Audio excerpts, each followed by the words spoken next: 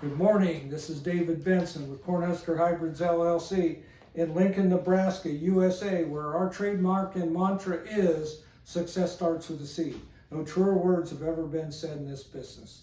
Today, I'm going to return to my fact or fiction series, and we're going to talk about fact or fiction. Do crop experiments need internal checks or controls? Is it essential? Is fact or fiction? Now, I'm going to tell you what kind of got me started on thinking about this is because I am an independent breeder, and every single thing that I do, I have to pay for. Every plot in the field, I pay for them. It's not the company that does it. We have no retirement. We have no benefits. We have no 401k. We get no company vehicles. We have no computers or phones. Every single thing we do here, we have to pay for ourselves, working in a very competitive business, as you all know. And we've been successful at doing that. But one of the things that always comes down to is resource allocation, how I do it as an independent small guy, and how the big companies do it.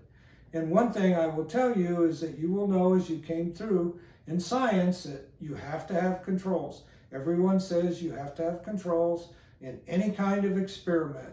No matter what it is, you have to have them. You have to know something about it, but you have to have them. It's just part of an experiment. It's an essential. Well, back in the day when I worked for Pioneer, there was times when our resource allocation by project was plot numbers. Okay? So everybody could have so many plots, depending on where you were, what the size of your program was intended to be, what your contribution was, and of course all those plots cost money. But when you're only allowed so many plots, then you start thinking, if I want to get the best return on equity and the greatest amount of genetic gain per dollar, do I need all these checks? In other words, I always run 60 entry experiments. I had 6 checks essentially, 4 performance, maturity type, benchmark type things, all kind of combined together, and 2 genetic tests, which I think are very important and people don't talk a lot, checks, where we just take, like the hottest hot yielders in the company, market them together and put them in there so you know what the yield possibilities are, even if they weren't, market ready. You needed that. So I always had 10% of my program with checks. So if I did 1,000 genotypes, let's just say, I had 100 of those that were just check hybrids. And I'm like, man, do I really need that many hybrids? So one year, actually Norm Williams and I talked about it, and he did it too. We just left the checks out of our experiments. We said, well, we have other things in the field. We know anyway.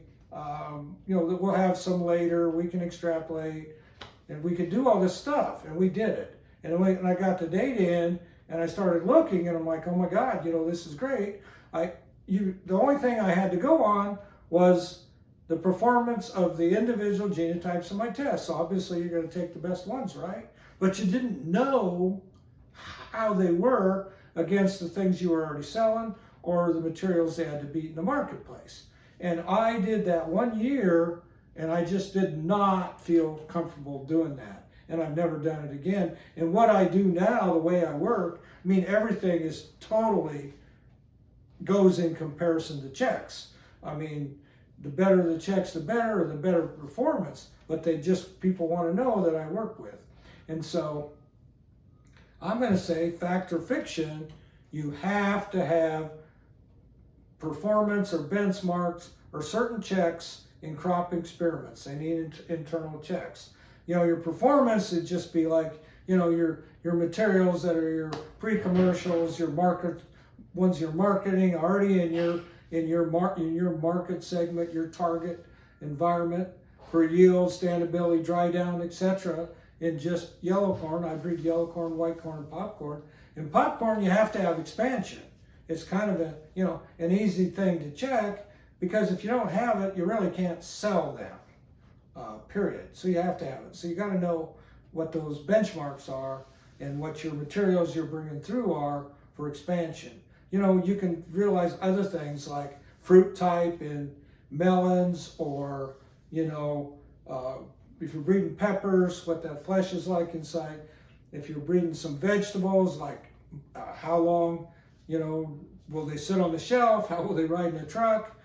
How, you know, when do you harvest? And all those things are so important. So you have to have, I will say again, it's a fact, you have to have checks. You just do.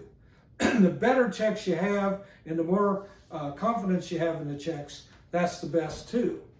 So when I think about it, it's essential to any experiment meant to discriminate among genotype phenotypes that you've got to have some kind of a control, a check, something you know a lot about, that you have confidence in and can extrapolate from for certain market characteristics, which you have to move these materials past the ones you are already selling that are commercials and to make these new commercials. And you have to be pretty confident that you can do that. And that takes a number of comparisons to the checks.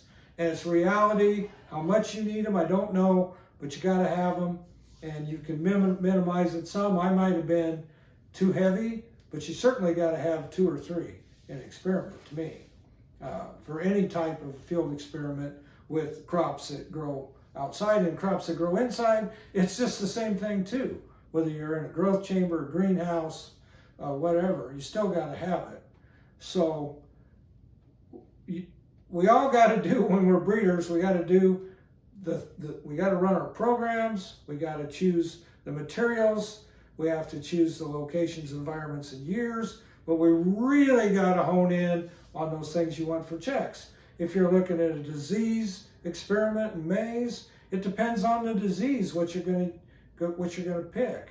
But there's susceptible, resistant, and tolerant checks. You need all those in there. Same way with an insect experiment. You know, you can do something like an emergence experiment in maize. Well, if you don't have the hybrid that you're marketing now with the best emergence and one with questionable emergence in there, how would you know if the ones you're looking at are as good or better than what's already on the market? And the other thing is, a test like that has to be planted when you can get the most out of it. So if you're living in the US and you plan an emergence test, you plant it very early when the soil's still cold, the weather's still cold, so you can really get conditions that are harsh for emergence. You don't do an emergence test and you don't worry about an emergence test when it rained every day since you planted and the crop was up quick and it's been warm, because there's not going to be enough emergence differences there to make any difference. And the other thing is, when you run an experiment and you have checks, those checks need to behave like they're supposed to, or your experiment is not good. If your susceptible materials is not getting hurt, you don't have the conditions you need to make the decisions. So the checks have to be the ones that will show the weaknesses in the genotypes that you need to be aware of, that you're selecting for. So again, I'm just going to say, make it short, it is a fact that you need checks in experiments, field experiments, and the better you choose those, and the more confidence you have in some of them, the better you will be able to extrapolate the performance of your genotypes versus these checks, and the more confident you will be in your judgments of performance based on how they perform against these checks. It just doesn't, you know, it's dependent on the type of experiment and what characters you're selecting for, but you must have checks, and you have to decide which are the best ones, and you do want to minimize them if you can, but you have to have them. So it is a fact that you have to have checks. So wherever you are, if you're planting, pollinating, harvesting, you know, enjoy your work, enjoy being outside, enjoy working in a business where you can fail 99.9% of the time. And if you find one good one, they'll build a monument around you. And I'm looking for good ones. I am looking for those empire building inbreds and hybrids all over the world, and we're going to find some, and I hope you do too. So have a great day, and I'll talk to you next week.